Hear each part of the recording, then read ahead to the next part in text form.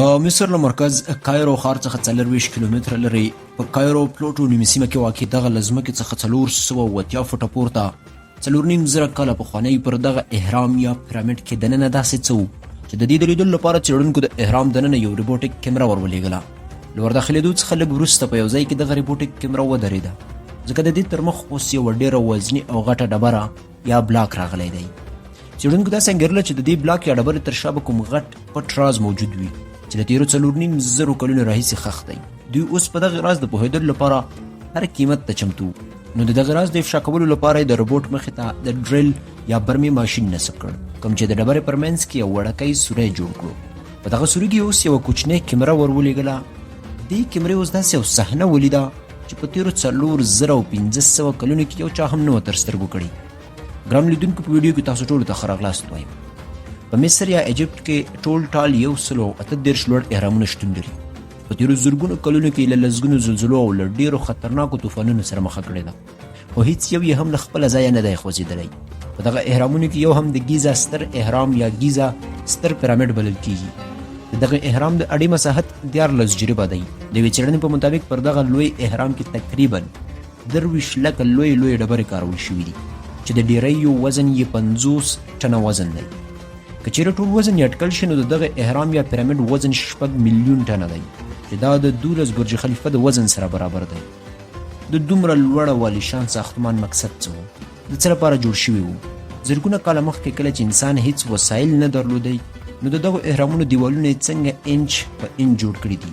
څنګه یې دومره غټ بلاکونه چې 50 ټنه ورغوڅ کړل او بغیر له کوم عصري ماشین یې له ځمکې څخه 480 فوټه پورته وخېژول؟ او دا د څومره مزدورانو په واسطه جوړ کړی شوی دی او د دې په جوړولو کې د کومو انجینرانو لاس و چې دی د زلزلې سره د مقابلې وړ او د دې ټول اړخونه یې په 51.5 زاویې سره جوړ کړي. دا ټول به تاسو په دې ویډیو کې ترلاسه کړئ نو تر اخره پورې راسره مل اوسئ. لومړی چیلنج یا ننګونه. له کلونو را په دې خوا څېړونکي د دې په لټه ول چې د دې اهرام یا پیرامید ځمکه څنګه لیول کړی شوې وه. په کومه 14 جریبه ځمکه چې دا پیرامید جوړېدلو که د دغې ځمکې لیول لږ هم غلط شوی وی نو د دې دومره ستر او وزني ساختمان درول به ناممکن ول. په هغه وخت کې د دې ساختمان د جوړولو دپاره د انجینرانو سره نه هم کوم د لیزر لیول ماشین ولو او نه هم د ببل لیول و. د کارپوهانو په وینا د دې جوړښت څلور خواو کې به شاید یوه کنده ویستلې وه او له هغې وروسته به یې د اوبو ډکه کړې واوسي.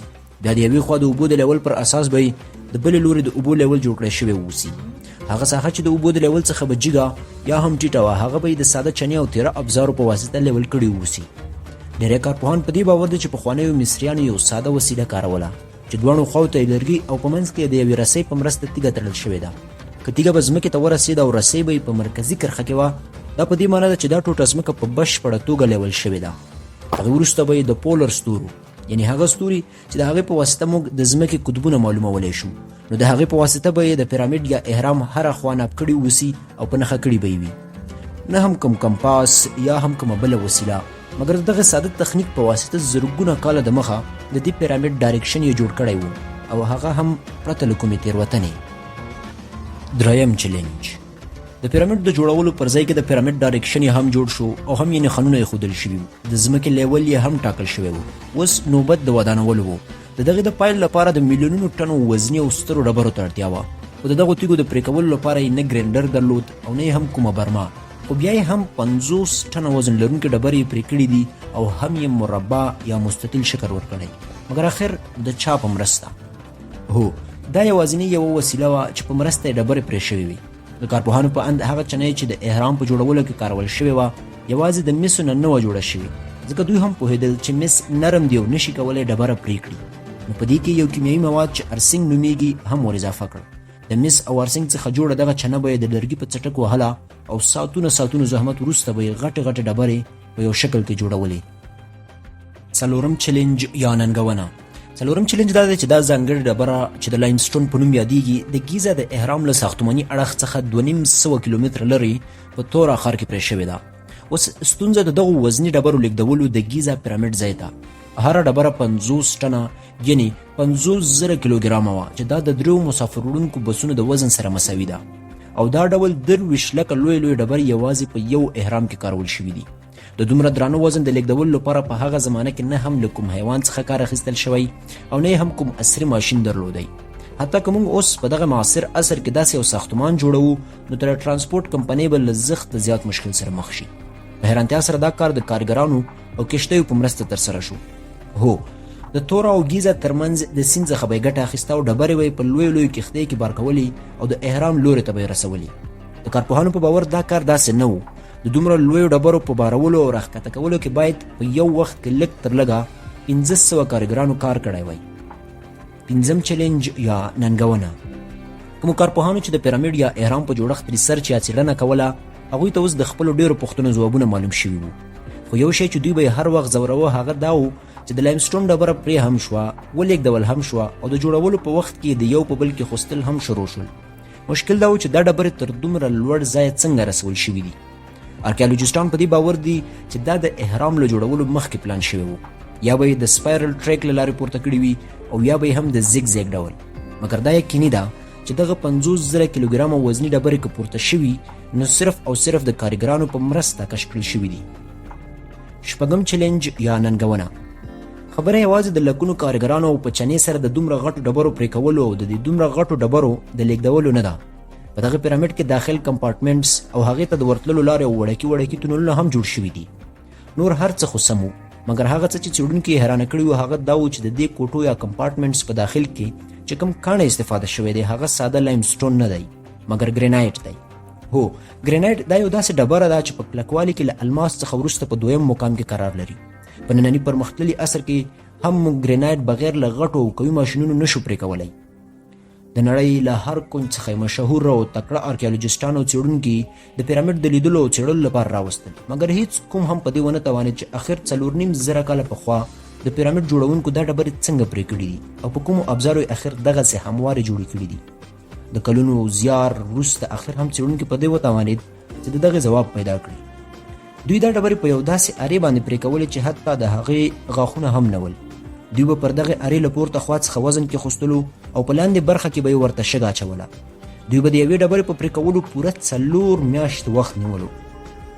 اووم چیلنج یا ننګونه.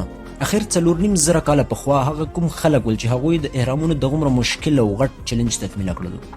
دا هغه سوال دی چې د دې په اړه ډېر نظرونه شتون لري. ځینې وایي چې دا د هغه غلامانو په مرسته جوړ شوی چې کوم خپله مصریان نه ول. هغوی به یې په زور او زیاتۍ سره دغومره دروند وزن کش کولو او د پیرامید یا احرام به یې پرې جوړولو. ځینې بیا وایي چې زرګونه کاله د مخه خلایي مخلوق زموږ نړۍ ته راغلی او هغوی دا جوړ کړي او بیرته له دغه نړۍ څخه تللي دي. مګر څېړونکو د سخت زیات او کلونو زحمت وروسته داسې شواهد ترلاسه کړل چې هغې دا ټولې نظریې غلطې ثابتې کړې. څېړونکو چې کله د احرام په داخل کې اډوکې او ډانچې وموندلې او هغه یې وڅېړلې نو هغوی ته یو خاص څه ورښکاره شو. هغه دا ول چې په دغو اډوکو کې ځینې مات شوي وو او بیا جوړ کړل شوي وو او د ځینو یې حتی عملیات هم شوي وو. د څېړونکو په وینا کومو خلکو چې دا احرامونه جوړ کړي هغوی په هیڅ صورت هم غلامان نشي کېدی، ځکه غلامانو ته دغومره پاملرنه نه کېدله په هغه وخت کې. یوازې دا نه بلکې ماهرینو او څېړونکو دغه ډانچې بیرته ترمیم هم کړي تر څو ومومي چې هغه اشخاص چې د پیرامید یې جوړ کړی څنګه ښکارېدل. اوس چې څېړونکو ته دا هم معلومه شوه چې دا پیرامیډز د غلامانو او یا هم د ایلینز په مرسته نه دی جوړ شوی بلکې د مزدورانو په مرسته جوړ شوی دی. نو آخر د څومره مزدورانو په مرسته؟ د ریسرچرانو په وینا په دغه احرام کې تقریبا 100,000 مزدورانو کار کولو چې دا د مصر له مختلفو سیمو راوړل شوي وو او دغه پیرامید یې پرې جوړولو او ترمیم کولو یې کړی. اتم چیلنج یا ننګونه. د پیرامید یا احرام اوس ډیری پر اسرار رازونه افشا شوي ول او څېړونکو د خپلو ډېرو پوښتنو ځوابونه ترلاسه کړي وو.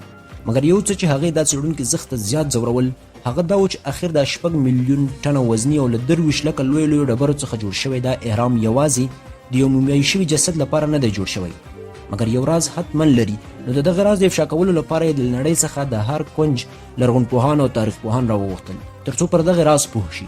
له ډېر زیات زیار او زحمت وروسته دوی په دې نتیجې ورسېدل چې احرامونه یوازې د مومیایي شوي جسد لپاره نه مګر د انسان څخه د خدای جوړولو لپاره جوړ شوي. د مصر خلک په دې باور ول چې انسان له مرګ څخه وروسته اسمان ته خیږي او یو ستوری ترې جوړیږي. له مرګ څخه وروسته د خپلو خلکو کورنۍ او نړۍ ته د خدمت کولو لپاره به دوی په دغه احرامونو یا پیرامیډز کې ښخول تر څو دا له مرګ څخه وروسته په دغه احرامونو کې لیکل شوي دغه مذهبي خطونو او مجسمو په واسطه له خپله ځانه خدای جوړ کړي او د خلکو خدمت وکړي. د دوی همدا باور د دغه احرامونو د جوړولو لامل شو او یا هم که نه دا هغه راز دی چې د دې د معلومولو لپاره څېړونکي لا هم څېړنه کوي. تر اوسه په دې اړه هیڅ کوم ثبوت له موږ سره نشته دی. نهم چیلنج یا ننګونه.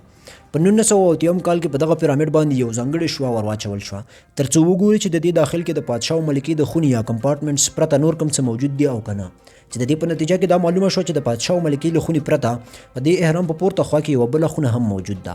نو څېړونکو تر دغه خونې د ځان ور رسولو لپاره په یو لاره یو روبوټیک کیمره ور داخل کړه چې د لږ مزل وروسته ودرېده ځکه پر مخ یې اوس یوه ډبره راغلي. نو د دغه ډبرې څخه د تېرېدو لپاره د کیمرې مخې ته د ډریل یا برمي ماشین نصب کړ چې په دې ډبره کې پرې یو سوری جوړ کړي. په دغه سوري کې اوس یوه کیمره ور ولېږله. دې کیمرې د ور داخلېدو څخه وروسته په ښکته خوا کې لیکل شوي دغه سره حروف ولیدل چې 4500 کلونه مخکې پر دغه ځای کې لیکل شوي وو چې د دغو حروفو په معنا هیڅوک هم تر اوسه نه پوهېږي او دا تر اوسه پورې همداسې یو راز پاتې دی. دا چې دا او نور رازونه به کله افشا کېږي دا به په راتلونکي وخت کې موږ ته معلومه شي د ټکنالوژۍ په پرمختګ سره. هیله ده چې د راز چینل دغه ویډیو به ستاسو د خوښۍ وړ ګرځېدلې وي او د معلوماتو د اضافي لامل به مو شوی اوسي. د نورو همداسې معلوماتي ویډیوګانو لپاره مو چینل در سره سبسکرایب کړئ. مننه.